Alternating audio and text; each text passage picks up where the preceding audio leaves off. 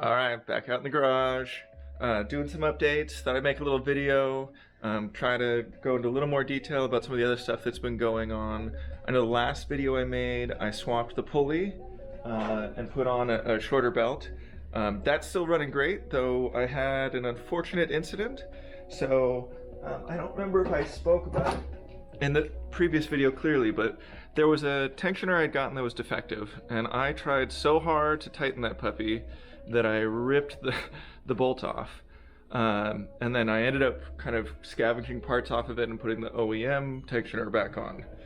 Lo and behold, I had screwed it up in trying to put the defective one on. It turns out I had cracked the stud that's mounted in the block. So, a few days later, a week later, I forget how long, driving into work, car dies, no power, no voltage. The tensioner and actually the bolt itself had completely snapped in half, sheared off in the block. So I had some scary moments, had the car towed home. That is the screw extractor. I managed to get it out. Freaking annoying. All this heartache over just me getting overzealous trying to fit something on that was defective. If the tensioner doesn't compress, don't keep pulling. So the other thing is, not all tensioners are created equal. I've ended up buying, what, 3? And then I have a 4th because I have the OEM. So make sure that everything kind of compresses and spins the way you expect it to, because I think the defect rate is just pretty high, at least if you're getting the cheaper ones. But as long as it all checks out, it's basically just make sure everything spins, compresses, nothing's dragging, grinding. Make sure this insert on the back can rotate so that you can compress when you're putting it in. So that was really frustrating, but managed to get the stud out, got the new tensioner in there, and it's been running great. Got a few other things to talk about. Trying to go with the dragon theme, so found a sticker that I think is fitting. Got a little faux plate that I'll be putting on when I'm racing, so folks, if they see me, can spot me. I think the other big news is intakes. So I had been running the cold air intake.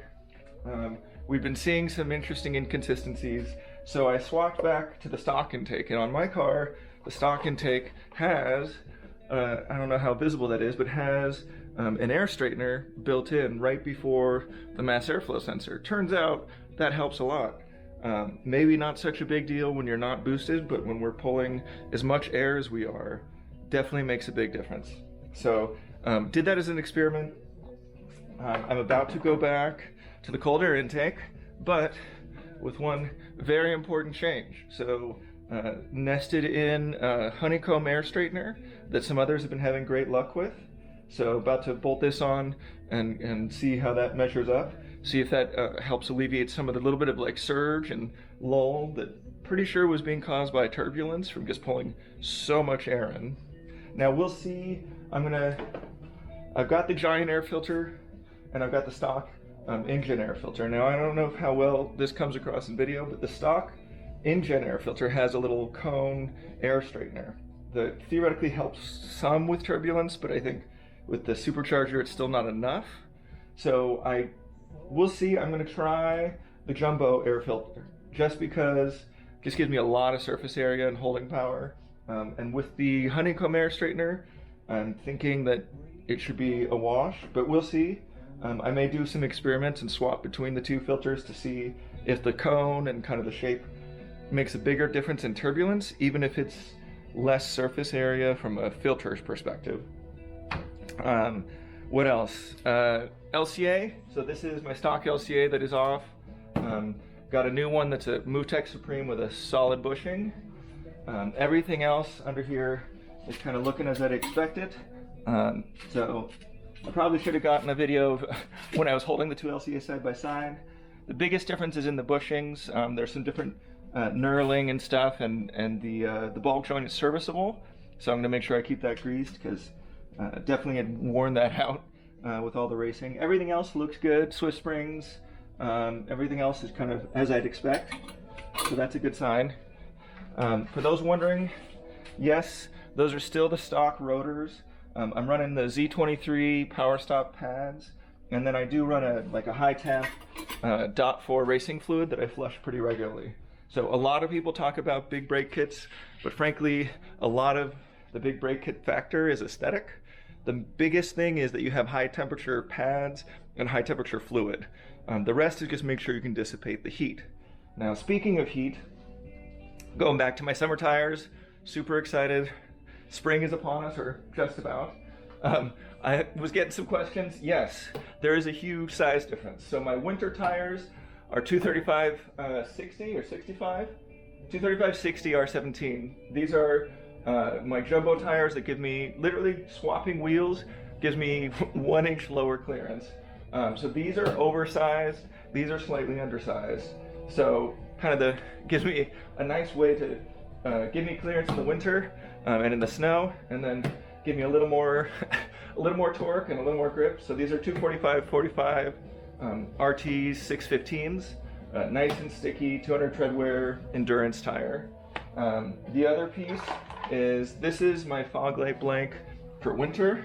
So I bought a fresh one, put some reflective tape so that way I shield the oil cooler when it's cold, but I'm going to be swapping to this one that's cut out so I can actually get good airflow on there as we're getting into the season to get out racing. But everything looks like it's holding. While I had everything off, I was kind of doing a thorough once over. Really not a lot of consequence to say about the supercharger. The smaller pulley is definitely noticeable. The other big call out is with the smaller pulley, started having fueling problems up top. So that little bit of extra flow was just enough to go beyond what the stock fueling could do. So I did just replace the fuel pump that's in the fuel tank with one that's actually made, it's the MCAL for the Miata ND2, made by Fab9 Tuning. Definitely made a nice difference. I don't know that it's a hugely more flowing pump, but now up top the fuel pressure holds, the AFR holds, so just gives that extra peace of mind. I guess I'm not surprised. I was kind of surprised that we didn't run out of fueling sooner, frankly, for how much more air and fuel we're pumping. So the Fab9 pump did the trick. Drop in, plug and play for third gens. Let's see, what else to call out? I guess another thing to talk about is the oil cooler does actually cause one problem, and I didn't really talk about this before, but the panel for the oil filter sticks down slightly. I don't know if I can see it from under here. It's not a huge amount of stick out, but it is technically the lowest point, even though it's close to the subframe and off to the side, so it's not a huge risk, but I did have to reshape the little panel to give it a little bit of a bulge so that I could put it on with the oil cooler and filter. So one drawback about the oil filter, I know there's one of the guys that are doing the supercharger setup now, down in Australia actually, got a oil filter relocation kit. So depending on how that goes, and if he comes up with a good place to relocate it to, I may do that in the future, just to give extra peace of mind. Now, as long as you're not slammed, it shouldn't really be an issue. That being said, when I was lower and I did a road trip out to Idaho, I did bottom out. That's why there's a crack, and that's why I actually put the metal tape on here, just to give at least a little extra protection. So something to watch out for. It was because I ended up on a road kind of in the backwoods that I didn't really intend to, especially not in this car at the height that it was. So know how to avoid that in the future. But something to call out, I realize I haven't really talked about it in any of the videos, so it is one negative to the oil cooler. That being said, freaking the peace of mind. I have hardly ever seen the oil go over 220, and generally the oil stays in lockstep with the temperature of the coolant, even in 100-degree ambient weather, crazy hot day out on the racetrack. So I think the peace of mind in heat management for those of us that race is very worth it relative to the slightly less clearance in the oil filter arena. Basically, just don't slam it.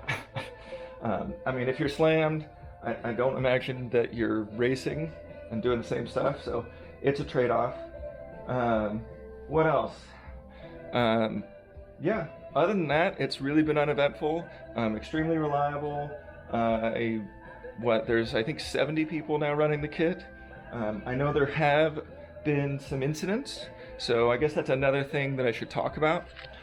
So there have been 3 cases that I know of people of blown engines. Now, let me qualify that by saying one of those was just the person being irresponsible on a tune that was known to run lean. They pushed it way more than they should have and held it at redline. So it was kind of asking for it. Number 2, there was a guy that when he was installing the oil cooler, he overcranked it, cracked the housing that the oil filter mounts to. And when he was driving, he didn't realize it, lost oil pressure. And when he went and drained the oil, had shavings. It looked like glitter in the oil. So he put everything back together, flushed the oil. 2 or 3 weeks later, engine goes. Now that I definitely think is a clear cause. Now the third one is the only one that's a little more mysterious. That being said, I know that there were stories that his engine sounded weird and had some funny issues before he ever put the supercharger on. So if your engine is not in good shape and you go and add boost, it's kind of a natural conclusion. That being said, we're at 70-ish people running it. Other than those 3 cases, 2 of which had very clear causes, we had no incidents. In my experience, it's an extremely stout setup. Obviously, heat management is important. Of the 3 engines that blew, other than the one that had the oil starvation problem, none of the other ones were running the oil cooler. So I don't know how much it was the heat management contributes to the issue. I really believe it's a very nice extra peace of mind, especially again for those of us that go and hit the track and push it to the limit. So want to address that. The other thing is I will be trying to get a dyno here very soon. I know I did the ones last year and had some issues with the rear motor mount. There was a recent dyno done by a 4th gen. Now the 4th gen actually has a slight disadvantage over the 3rd gen.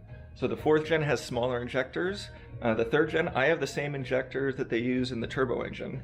And then the pump I just upgraded to is the same pump that's used in the turbo engine. So it should hold more power. So for perspective, that 4th gen went from a baseline of 154 up to 244. So it was a very conservative dyno. He's at altitude, but still that's a 90 horsepower gain. So I'm very eager to see where I'm at now. Last year I hit 227 with a loose motor mount, so I was probably in the 230s wheel horsepower, but with a very flat torque curve. So 235, 230 something horsepower doesn't sound like a lot, but when it's just instantly available. I was rude, my SD card filled up, so I'm back. So yes, flat power curve, was in the 230s. We did see a 4th gen gain 90 horsepower off of baseline.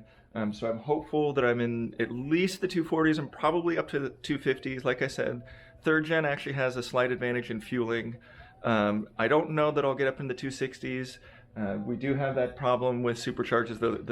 The parasitic loss is linear, so it's proportional to RPM. So we kill it in the low RPM and that flat torque curve, but just not gonna win any dyno battles. But I'm hopeful that it will reflect some significantly higher numbers. Again, the real world feel of it is way faster than the dyno numbers sound, especially compared to other cars that are peaky, whereas this is just flat power everywhere. So, and hey, I just want to say thank you for so much support and interest. It's been amazing to kind of see so many people following in my footsteps, so many people enjoying the supercharger and kind of what it's doing to this platform.